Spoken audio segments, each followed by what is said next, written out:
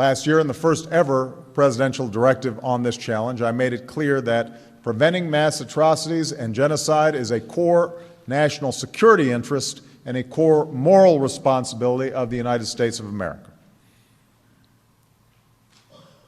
That does not mean that we intervene militarily every time there's an injustice in the world. And the directive that I've given, I said this yesterday, but I will repeat, and I think Craig and others who are working with me right now know I mean it. We are not going to tolerate red tape. As soon as I'm finished speaking here, I will sit at that desk and I will sign a directive giving law enforcement, schools, mental health professionals, and the public health community some of the tools they need to help reduce gun violence. First, I have approved a new presidential directive for our signals intelligence activities, both at home and abroad.